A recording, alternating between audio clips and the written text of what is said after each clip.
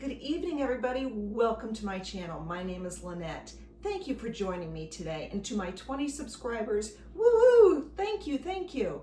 Today is day 2 of Handmade Holidays, and we are going to work on gingerbread birdhouses, and we're even going to do some gingerbread frames. So come along as we do some crafting. The supplies for today's projects can be found at various stores around town. You might want to check out the dollar store. That's where I got this little chalkboard and this little teeny tiny birdhouse. Places like Hobby Lobby, Joann's might have the bigger birdhouses or even a frame. Raw wood projects work really well for this. They take the paint well and it ends up looking pretty convincing to gingerbread. The other thing you're going to need is paint. You need paint the color of gingerbread. This is by Anita and it is called chocolate brown, but I also got some from Walmart and it was nutmeg brown, and that seemed to work really well. The other thing you're going to need are puff paints. This is going to be our icing. So I have grabbed some green, some red, some white, and of course if you want to add other colors and flat paints, go for it. This is your project. Do whatever you want. I'm going to start with this little chalkboard. You may notice that I put some tape around the twine. That's to prevent the paint from getting on the twine and looking sloppy. I'm going to shake up our brown paint because that's the first thing we're going to put on.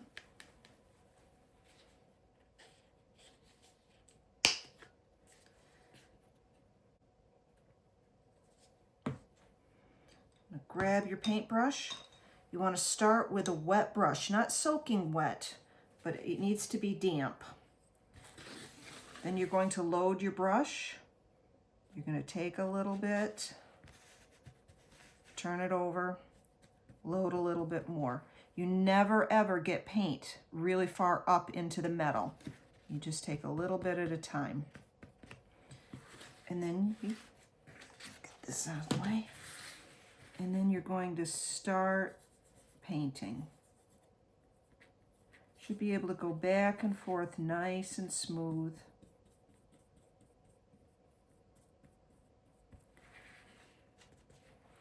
This raw wood just sucks the paint up. So it's probably going to take a couple coats. Now, if you have a mistake, like I got a little bit of brown paint on the chalkboard there, grab a Q-tip. That's excellent. Take your time so that you don't make mistakes like that. You get the idea. You're going to paint the whole thing, and you probably are going to need to give it 2 coats because you can see it's soaking up the paint rather quickly. While we are waiting for our chalkboard to dry, let's talk about the puff paints. This is going to be your icing. You need to shake them up really, really well. I'm going to open them up. Then you're going to tip it upside down and give it a little bit of a shake. You want to make sure that there's no air bubble here. You want the air bubble to move up to the top because when you draw, you don't want it to belch. By belch, I mean the air bubble will pop and it'll go splat and you'll end up with speckles all over. You want to be able to draw just like if you were doing regular icing.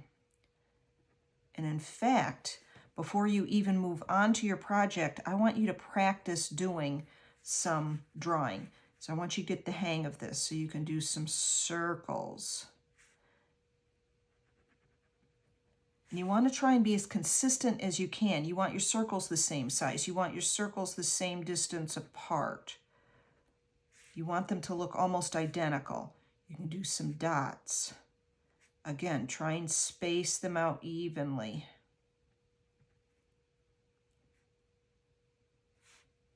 You could do a running U or a W. You can do squiggles or semicircles. You could do waves.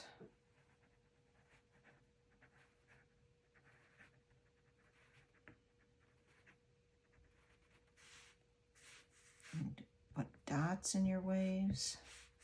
You could do X's.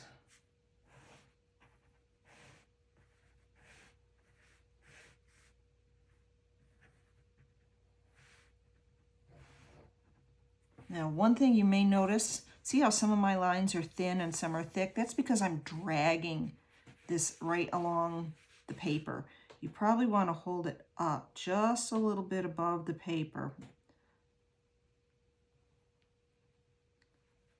And you get a little bit better of a consistent look. So do some practicing before you move on to your new piece.